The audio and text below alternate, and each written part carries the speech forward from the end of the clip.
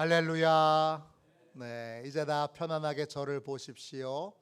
고통의 사슬을 벗겨주시는 예수님, 고통의 사슬을 벗겨주시는 예수님, 이런 제목으로 함께 은혜 나누겠습니다. 오늘 읽은 말씀에 보면 한 여자가 나옵니다. 이 여자는 어느 날 원인을 알 수 없는 이유로 허리가 꼬부러집니다. 앞으로 휘어지는 것입니다. 그리고는 무려 18년 동안이나 허리를 펴지 못하고 고통과 약함 속에서 인생을 살아가게 됩니다. 이 여인이 회당에서 드리는 예배에 참석했다가 예수님을 만나게 됩니다. 그리고 예수님을 통해 고통의 원인을 알게 되고, 그리고 예수님의 능력으로 18년 동안 펴지 못했던 허리가 펴지는, 고통의 멍에에서 자유를 얻는 감격과 기쁨을 누리게 됩니다. 예수님은 우리의 고통을 해결해 주시기를 원하십니다. 지금 여러분의 인생의 제일 큰 고통은 무엇입니까? 오늘 그 고통의 사슬에서 주님은 자유를 주시기를 원하십니다. 오늘 이 말씀을 통해서, 오늘 이 예배 가운데에서 고통의 사슬을 벗겨주시는 주님의 은혜를 체험하고 주님의 기적을 체험하는 저와 여러분이 되시기를 주님의 이름으로 축원합니다. 고통의 사슬에서 자유함을 얻으려면 어떻게 해야 됩니까? 4가지만 살펴보겠습니다. 첫 번째, 예배 시간에 예수님을 만나야 합니다.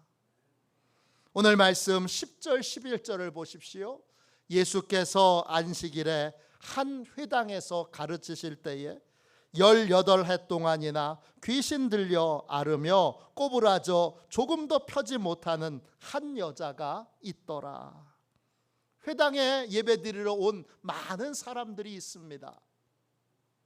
그런데 우리가 주목해야 될 분은 예수님 한 분입니다.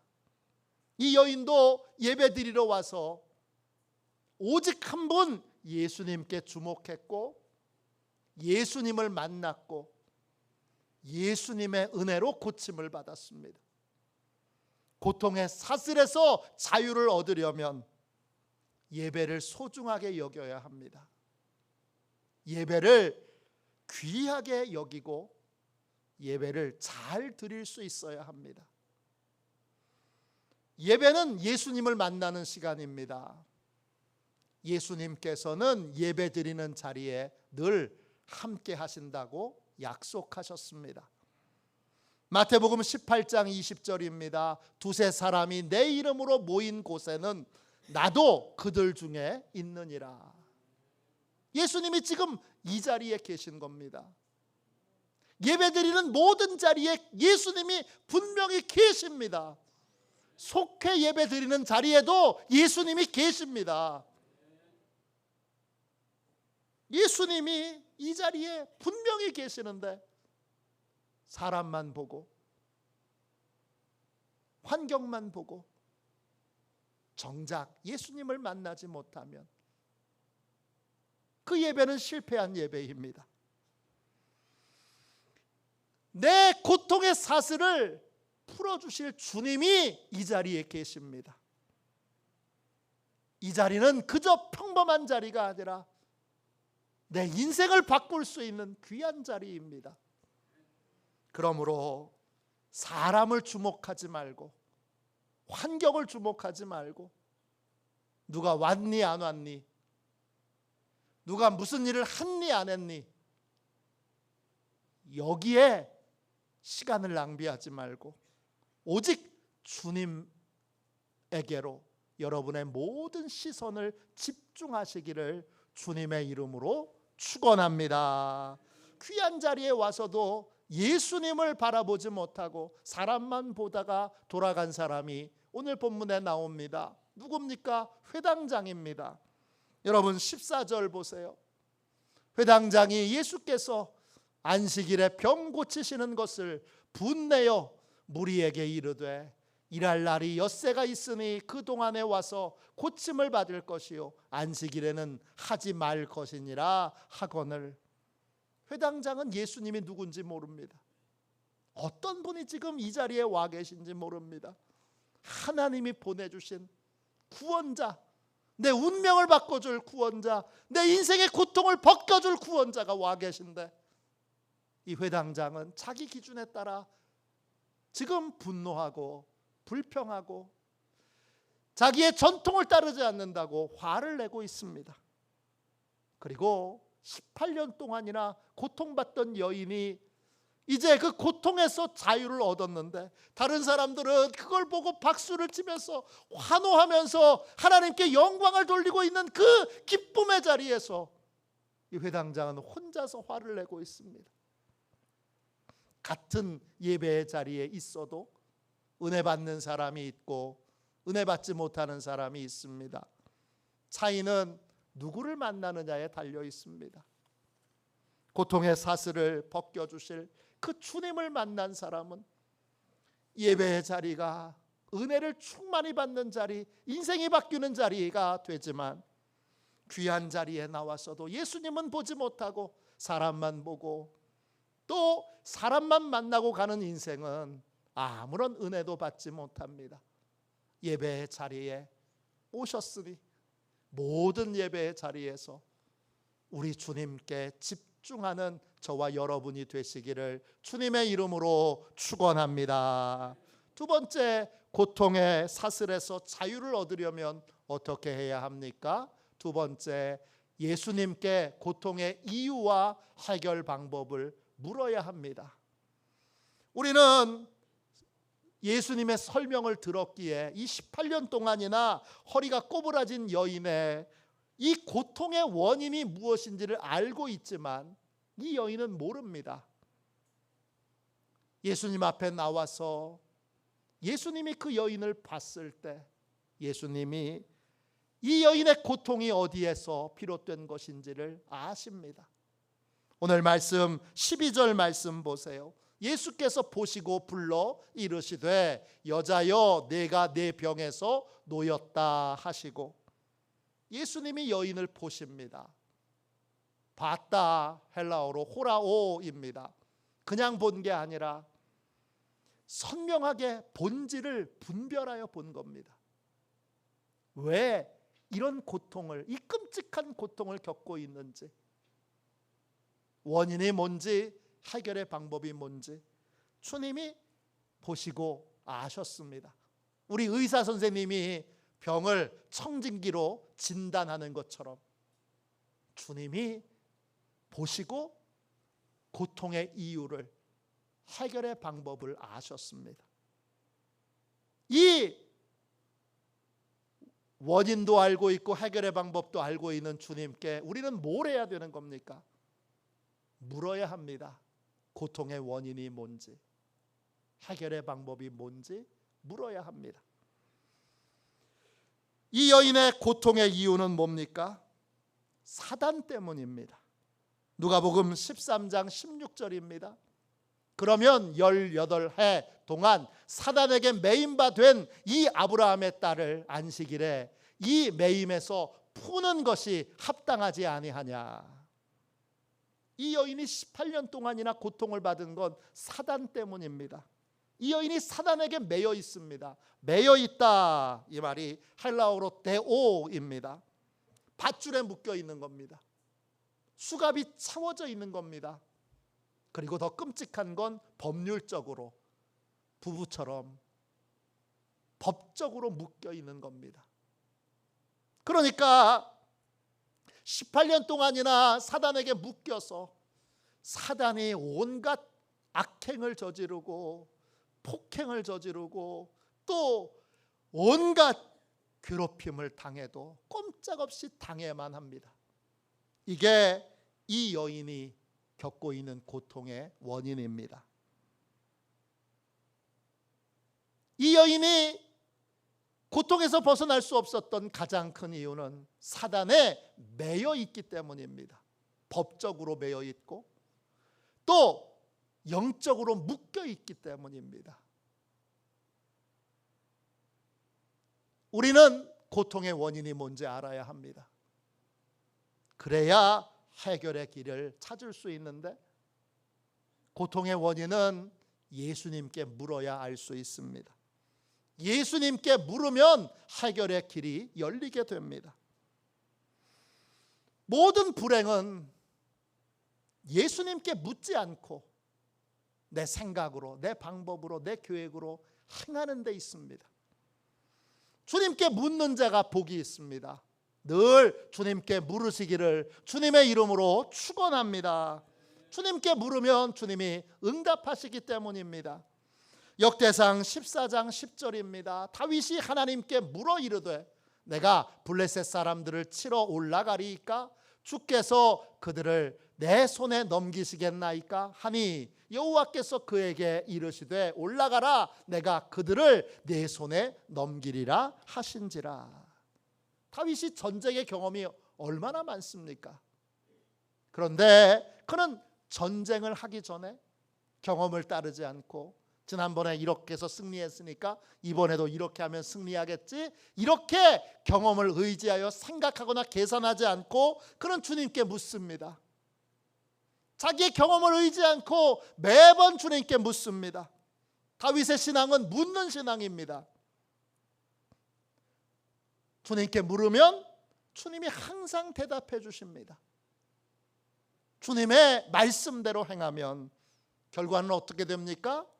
사무엘하 8장 6절입니다. 다윗이 어디로 가든지 여호와께서 이기게 하시니라.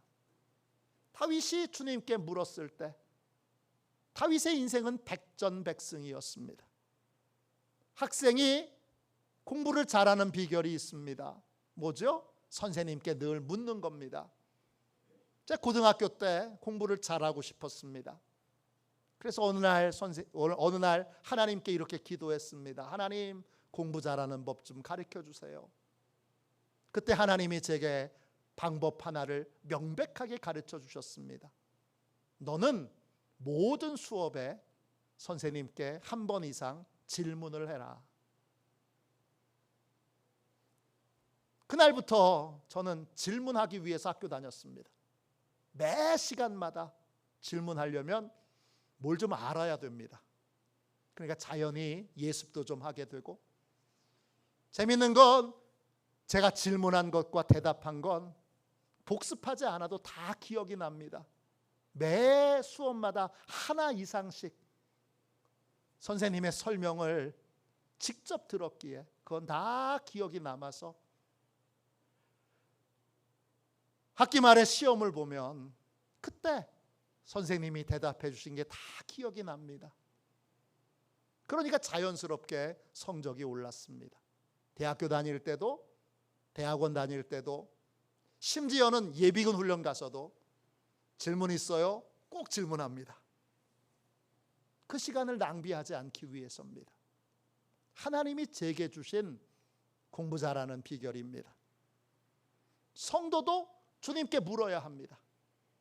무엇이든지 물어야 됩니다. 자세히 물어야 됩니다. 계속 물어야 됩니다. 이건 어떻게 해야 되는 건지, 언제 해야 되는 건지, 또 무엇을 해야 되는 건지, 또 어떻게 해야 되는 건지 자세히 물어야 합니다. 이게 승리의 길이고 문제 해결의 길입니다. 반대로 주님께 묻지 않으면 그 인생은 망하게 됩니다. 사울 왕이 죽었을 때 죽은 이유를 성경은 이렇게 설명합니다. 역대상 10장 13절 14절입니다. 사울이 죽은 것은 여호와께 범죄하였기 때문이라. 그가 여호와의 말씀을 지키지 아니하고 또 신접한 자에게 가르치기를 청하고 여호와께 묻지 아니하였으므로 여호와께서 그를 죽이시고 그 나라를 이새의 아들 다윗에게 넘겨주셨더라. 사울 왕이 죽은 이유는 두 가지입니다. 하나님의 말씀에 불순종했기 때문이고, 하나님께 묻지 않고 신접한 여인 점쟁이한테 가서 물은 것이 그가 죽은 이유입니다. 하나님께 묻지 않으면 망합니다. 주님은 사울의 왕국을 잘 묻는 다윗에게로 옮겨주십니다. 묻지 않는 인생에 하나님이 주신 것을 하나님은 빼앗아 묻는 자에게 주십니다. 이것이 인생의 원리입니다. 다윗은 묻는 데 있어서 한 번 묻는 게 아니라 묻고 또 묻고 또 묻고 또 묻고 또 묻는 신앙을 가진 사람입니다. 역대상 14장 14절입니다. 다윗이 또 하나님께 묻자온데 하나님이 이르시되, 또 묻습니다. 계속 묻습니다. 다윗이 승리한 이유는 물었기 때문이고, 사울이 망한 이유는 주님께 묻지 않고, 묻지 않음으로 순종하지 않았기 때문입니다. 순종하지 않으면 자기 멋대로 살게 됩니다. 묻지 않으면 자기 마음대로 살게 됩니다. 주님께 도움을 얻는 길은 묻는 길입니다. 내 실력으로 살지 않고 주님의 실력으로 살기를 원한다면 물어야 합니다. 늘 묻는 신앙을 갖는 저와 여러분이 되시기를 주님의 이름으로 축원합니다. 고통의 사슬에서 벗어나려면 제발 내 생각, 내 방법, 내 경험, 내 지식에서 쳇바퀴 도는 삶에서 벗어나야 합니다. 어떻게 벗어날 겁니까? 어떻게 다른 길을 갈 겁니까? 주님께 물어야 됩니다. 원인을 묻고 해결의 방법을 물어야 됩니다. 겸손하게 물어야 합니다. 그럴 때 해결의 길이 열리는 것입니다. 할렐루야. 세 번째, 고통의 사슬에서 자유를 얻으려면 어떻게 해야 합니까? 고통의 사슬을 벗겨주시는 예수님의 능력을 간절히 구해야 됩니다. 예배의 자리에 나와서 예수님을 만나고 예수님께 물어서 고통의 원인을 듣고 해결의 방법을 들어도 해결이 안 되는 경우가 있습니다. 어떤 경우입니까? 왜 해결이 안 됩니까? 해결할 수 있는 능력이 내게 없습니다. 이 18년 동안이나 고통 가운데 있던 이 여인의 문제도 이 여인이 스스로 해결할 수 없습니다. 원인을 알았습니다. 사단 때문입니다. 사단에게 매여 있는 게 문제입니다. 그런데 해결하지 못합니다. 왜냐? 사단의 매임을 풀 수 있는 능력과 권세가 이 여인에게 없기 때문입니다. 누가복음 13장 16절을 다시 읽겠습니다. 그러면 18해 동안 사단에게 매임받은 이 아브라함의 딸을 안식일에 이 매임에서 푸는 것이 합당하지 아니하냐. 18년 동안이나 묶여 있었는데 풀 수 있는 힘을, 풀 수 있는 능력을 이 여인은 갖고 있지 않습니다.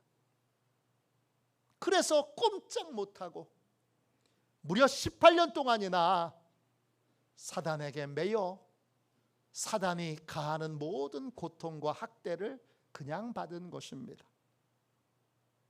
예수님은 고통의 원인을 알 뿐만 아니라 고통을 해결할 수 있는 능력도 갖고 계십니다. 그러니까 우리는 예수님께 능력으로 행해달라고 기도해야 합니다.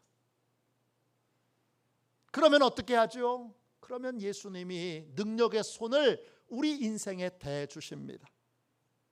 예수님은 자기 힘으로 문제를 해결할 수 없는, 원인을 알아도 문제를 해결할 수 없는 이 여인에게 손을 대십니다.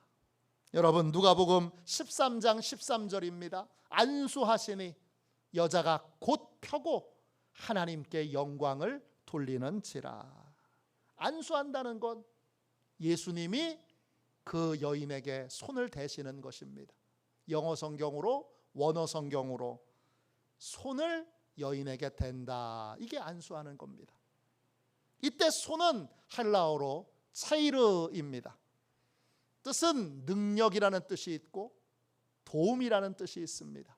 손이라는 뜻도 있지만 물론 능력, 도움이라는 뜻도 있습니다. 이 여인은 자기 힘으로 할 수 없는 일 앞에 절망하고 있을 때 예수님이 그 여인을 돕고자 손을 대십니다. 능력의 손을 대십니다.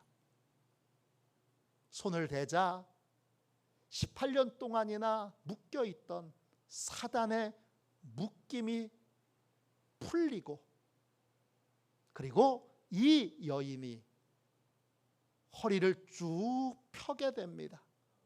정상적으로 펴게 됩니다. 완전히 펴게 됩니다. 이 여인은 감격합니다. 평생 이 상태로 살아야 되는 줄 알았는데 새로운 길이 열린 것입니다. 감격하며 감사하며 펄쩍펄쩍 튀면서 하나님을 찬양하고, 그 자리에 있는 사람들은 다 감격하여 뜨거운 박수를 보내며 눈물을 흘립니다. 예수님께는 사단과 마귀의 매임을 깨트릴 수 있는 권세와 능력이 있습니다. 이런 권세는 예수님이 하나님이시기 때문에 갖고 계신 거고, 동시에 예수님은 더 놀랍게도 자신이 이런 능력을 어떻게 갖게 됐는지를 믿는 자에게 알려주심으로 믿는 자도 그 능력을 예수님처럼 행할 수 있도록 하십니다. 사도행전 10장 38절입니다. 하나님이 나사렛 예수에게 성령과 능력을 기름 붓듯 하셨음에 그가 두루 다니시며 선한 일을 행하시고 마귀에게 눌린 모든 사람을 고치셨으니 이는 하나님이 함께 하셨음이라. 예수님의 능력의 근원은 하나님이 예수님에게 성령과 능력으로 기름 부어 주셨기 때문입니다. 성령의 기름 부으심이 있을 때 능력이 임하게 되고, 예수님은 그 능력을 사용하여 사단에게 묶여있는 자들을 풀어주시고 고쳐주십니다. 예수님이 보시기에 많은 병의 원인이 마귀에게 눌려있는 것에서 시작됩니다. 눌려있다, 이 말은 헬라어로 카타두나스 테우오입니다. 뜻은 완전하게 제압당해서 억눌려 지내는 것을 뜻합니다. 육체가 제압당해서 억눌려지는 것이 육체의 병을 갖는 거고, 영혼이 제압당해서 눌려 있는 것이 정신적인 병이 드는 것입니다. 이것을 고치려면 하나님의 능력이 필요합니다. 거룩한 능력이 필요합니다. 이 능력을 하나님은 성령의 기름 부으심으로 성령을 통해서 우리에게 공급해 주십니다. 그러므로 이 능력이 임하면, 성령의 기름 부으심이 있으면 마귀의 모든 매임은 깨지게 됩니다. 이사야 10장 27절입니다. 그날에 그의 무거운 짐이 내 어깨에서 떠나고 그의 멍에가 내 목에서 벗어지되 기름진 까닭에 멍에가 부러지리라. 이사야 선지자가 그날을 예언합니다. 그날은 짐이 벗겨지는 날입니다. 그날은 멍에가 벗겨지는 날입니다. 그날은 멍에가 부서지는 날입니다. 그날은 언제입니까? 기름진 까닭에 그랬습니다. 기름진 까닭에 히브리어로 쉐멘입니다. 성령의 기름 부으심이 있을 때라는 뜻입니다. 성령의 기름 부으심이 있을 때 우리의 어깨에 지워져 있던 무거운 질병의 짐이, 근심의 짐이, 또 불안의 짐이, 두려움의 짐이, 인생의 모든 무거운 짐이 벗겨집니다. 우리의 목에 채워져 있던 멍에가, 질병이 끌고 다니고, 일로 오라 그러면 일로 가야 되고, 절로 가라 그러면 절로 가야 되는, 이리저리 끌려다닐 수밖에 없는 이 멍에가 성령의 기름 부으심이 있는 날 깨지고 벗겨지게 됩니다. 성령의 기름 부으심이 있는 곳에 사단의 모든 고통과 상처와 질병과 실패의 사슬이 깨지는, 벗겨지는 자유가 있게 됩니다. 할렐루야. 예수님은 이 비밀을 믿는 자에게 알려주시면서 믿는 자도 예수님처럼 능력을 행할 수 있게 하십니다. 여러분, 예수님이 이런 약속을 믿는 자들에게 하셨습니다. 요한복음 14장 12절입니다. 내가 진실로 진실로 너희에게 이르노니 나를 믿는 자는 내가 하는 일을 그도 할 것이요 또한 그보다 큰 일도 하리니 이는 내가 아버지께로 감이라. 이 말은 격려의 말이 아닙니다.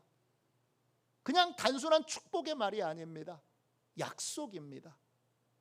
이 약속이 이루어지려면 주님이 어떤 방식으로 능력을 행하시는지 알아야 합니다. 주님이 그 방법을 명쾌하게 알려주셨는데 성령의 기름 부으심이 있을 때 그때 능력이 임하게 되고 우리는 사단의 짐을, 사단의 멍에를, 사단의 묶임을, 사단의 매임을, 사단의 사슬을 끊어낼 수 있는, 자유를 줄 수 있는 권세를 갖게 됩니다. 이것이 주님의 놀라운 역사입니다. 감리교를 시작한 존 웨슬리는 1738년 5월 24일 8시 45분에 영국 런던의 올더스게이트이라는 곳에서 열린 작은 속회 모임에서 회심을 경험합니다.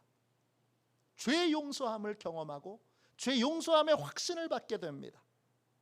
그러나 그의 회심은 그 이후에 계속 사단의 공격을 받게 됩니다. 이건 여러분도 다 잘 아시죠? 죄사함의 확신을 받던 그 다음 날 사단이 우리를 공격합니다. 미혹합니다.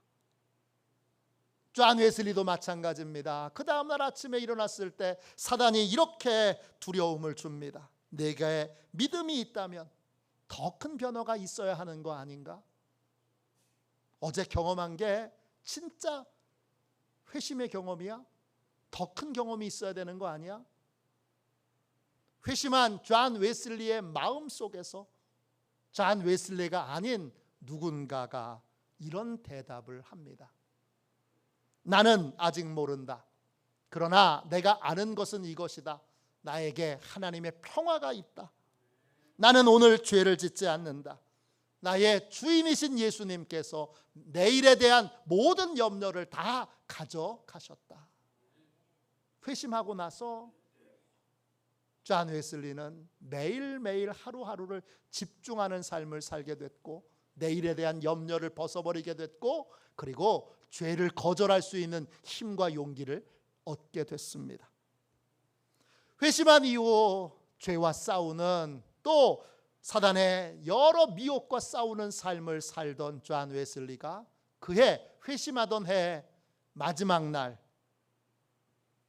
1738년 12월 31일에 믿음의 사람 60명과 함께 패터레인에서 애찬을 겸한 기도회를 열게 됩니다. 기도회가 시작됐는데 끝날 줄 모릅니다. 결국은 자연스럽게 밤샘 기도가 됐는데 새벽 3시쯤에 그 자리에 강력한 성령의 기름 부으심이 임하게 됩니다. 몇몇은 성령의 압도당해서 그 자리에서 쓰러져서 하나님을 체험합니다. 몇몇은 하나님의 기쁨에 압도당해서 펄쩍펄쩍 뛰면서 한 번도 경험해 보지 못했던 기쁨 가운데 소리를 지르며 주님을 찬양합니다. 그들은 온 마음을 다해 이렇게 찬양합니다. 오 하나님, 우리는 하나님을 찬양합니다. 우리는 당신이 주님이신 것을 이제 깨달았습니다. 그 자리에 있던 모든 사람들이 성령의 기름 부음을 받습니다. 성령의 충만한 기름 부음을 받은 이후 존 웨슬리가 설교하는 곳에는 이상한 일이 일어났습니다. 존 웨슬리가 야외에서 수많은 사람들을 불러놓고 설교할 때 존 웨슬리는 옥스퍼드 대학교 교수입니다. 지금도 웨슬리의 설교를 읽어보면 얼마나 딱딱한지요, 얼마나 논리적인지요, 얼마나 어려운지요. 목사인 제가 읽어도 어렵습니다. 그런데 그런 설교를 전하고 있는데 그 자리에 갑자기 설교할 때 사람들이 쓰러집니다. 처음에는 이 이상한 현상을 어떻게 받아들일까 당황했는데 나중에는 자연스럽게 하나님의 강한 임재 가운데 나타나는 현상인 것을 알게 됐습니다. 하나님의 강력한 임재 가운데 사람들이 쓰러지고 몸을 격렬하게 떠는 사람들이 있고, 일부의 사람들은 지옥의 환상을 보며 절규하며 자기의 죄를 주님 앞에 회개하는 그런 기도를 드립니다. 어떤 사람은 하나님이 주시는 구원의 기쁨 가운데 덩실덩실 춤을 추게 됩니다. 이게 그 논리적인 설교를 하는 존 웨슬리의 설교를 하는 그 시간에 일어난 일입니다. 더 놀라운 일은 그가 가는 곳곳마다 수많은 기적들이 나타났다는 것입니다. 데니얼 제닝스라고 하는 목사님이 존 웨슬리의 미라클이라는 책을 썼습니다. 이 책에 보면 이 책 전체가 존 웨슬리가 이 성령의 기름 부으심을 받은 이후에 어떤 기적을 행했는가를 전체를 다 소개한 것이 아니라 전체 중에 아주 일부만을 소개했는데 책 한 권이 됐습니다. 그가 설교할 때 귀신이 떠나가고, 임종 직전에 있던 사람이 되살아나고, 정신이상자가 치유를 받고, 암병이 떠나고, 그리고 걷지 못하던 장애인이 걷고, 이 수많은 기적들이 존 웨슬리의 설교하는 자리에서 있었습니다. 존 웨슬리는 한 번도 그러한 현상을 기대하거나 소망해 본 적이 없습니다. 그리고 이런 현상이 나타나는 것을 감사는 했지만 이걸 가지고 특별하게 홍보하거나 자기를 특별하게 포장하지 않았습니다. 도리어 이런 놀라운 현상을 보며 사람들이 놀랄 때 이게 성경적이라는 것을 해명하고 설명하기에 바빴던 것이 존 웨슬리입니다. 예수님은 고통의 원인을 알려주실 뿐만 아니라 고통의 사슬을 깨트릴 수 있는 권세와 능력을 갖고 계시고, 그래서 우리는 주님께 나와서 고통의 원인을 알려주시고 해결 방법을 알려주실 뿐만 아니라 능력으로 해결해달라고 기도해야 합니다. 동시에 성령의 충만한 기름 부으심을 주님께 구하고 사모하여 우리도 그 사단의 매임을 끊을 수 있는 권세와 능력을 가진 자가 되어야 합니다. 특별히 주의 종이 목사님이 성령의 기름 부으심을 충만히 받아서 늘 이 사단의 권세를 깨트리는 권세 있는 자로, 능력 있는 자로 그렇게 사역할 수 있도록 여러분 늘 기도해 주시기를 주님의 이름으로 간곡하게 부탁드립니다. 그럴 때 고통의 매임을 깨트리시는 주님의 능력을 예배마다 체험할 수 있게 됩니다. 마지막 네 번째로, 고통의 사슬에서 자유를 얻으려면 어떻게 해야 됩니까?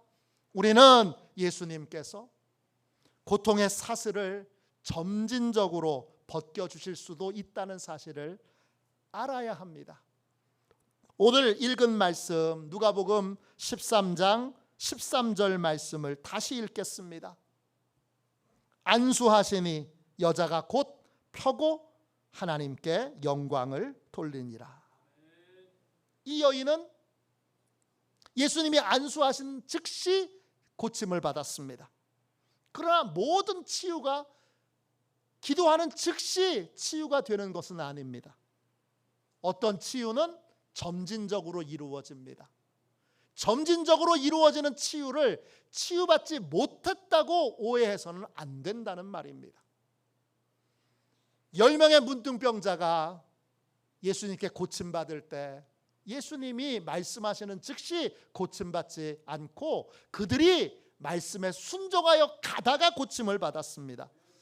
누가복음 14장 누가복음 17장 14절입니다. 그들이 가다가 깨끗함을 받은지라. 즉시 치유가 일어나는 경우도 있지만 점진적으로 치유가 일어나는 경우도 있습니다. 요한복음 4장에 보면 왕의 신하가 아들을 고쳐달라고 예수님을 찾아옵니다. 그때 예수님이 선포하시고 믿음으로 왕의 신하가 집으로 갔을 때 이런 고백이 나옵니다. 요한복음 4장 52절입니다. 그 낫기 시작한 때를 물은즉 어제 7시에 열기가 떨어졌나이다. 낫기 시작할 때에 다 고침받은 것이 아니라 그 자리에서 바로 고침받은 것이 아니라 예수님이 말씀하시는 즉시 완벽하게 고침받은 것이 아니라 낫기 시작할 때 점진적으로 고침받는 것도 있다는 것입니다. 이걸 고침받지 못한 걸로 오해해서는 안 됩니다. 예배가 끝나고 나서 고침받을 수도 있고 집에 가다가 고침받을 수도 있고 잠자리에 들다가 고침받을 수도 있고 자고 나서 고침받을 수도 있습니다. 할렐루야. 한 여성이 중풍으로 반신이 불구가 됐습니다. 목사님에게 안수기도 받을 때 성령의 기름 부으심이 있어 이 여성이 쓰러졌습니다. 한참을 성령의 기름 부으심 가운데 있을 때 이연이 일어났는데 나았다는 확신이 들질 않습니다. 중풍으로 왼쪽 팔과 다리가 마비가 되어 있는데 그래서 지팡이를 짚고 겨우겨우 걸을 수 있는데 안수기도를 받았습니다. 성령의 강력한 기름 부으심이 있었습니다. 그럼에도 불구하고 이 여인은 다시 지팡이를 짚고 예배당 문을 나와야만 했습니다. 기도를 받았고 성령의 기름 부으심이 분명히 있었는데 그 자리에서 고침받지 못했습니다. 그리고 이제 주차장까지 지팡이를 들고 조심조심 가고 있던 도중에 차 앞에 섰을 때 갑자기 다리와 팔이 후끈후끈해졌습니다. 팔과 다리의 감각이 돌아오게 된 것입니다. 주차장에서 고침받게 된 것입니다. 치유에는 비슷한 일들이 많습니다. 주님께서 직접 즉시 고쳐주시는 경우도 있고 점진적으로 고침을 받을 때도 있습니다. 어떤 상황이든지 실망하지 말고 어떤 상황이든지 미리 예견하지 말고 고통의 사슬을 깨트려 주시는 주님의 능력을 믿고 주님을 신뢰해야 합니다. 그러면 주님이 반드시 어떤 방식이든지 우리를 고통의 사슬에서 완전히 자유케 해 주실 줄로 믿습니다. 우리는 여러 가지 이유로 고통을 받습니다. 예수님은 그 고통을 해결해 주시기를 원하십니다. 예배 자리에 나올 때마다 고통의 문제를 해결해 주시는, 고통의 사슬을 풀어주시는 주님을 만나야 합니다. 주님께 물어야 됩니다. 이유가 뭔지, 원인이 뭔지, 해결의 방법이 뭔지 물어야 되고, 그리고 주님의 능력의 손이 그 고통의 사슬로부터, 고통의 매임으로부터 우리를 벗겨주시도록 구해야 됩니다. 동시에 성령의 기름 부으심으로 우리도 그렇게 고통의 사슬을 끊어낼 수 있는 권세와 능력을 받도록 기도해야 합니다. 즉시 해결될 수도 있고 점진적으로 해결될 수도 있습니다. 어떤 상황이든지 주님을 끝까지 신뢰하십시오. 주님의 사랑을 신뢰하고 주님의 능력을 신뢰함으로 모든 고통의 사슬에서 자유를 얻는 그러한 기쁨과 감격이 있는 복된 삶을 사시기를 주님의 이름으로 축원합니다. 이 시간 우리 함께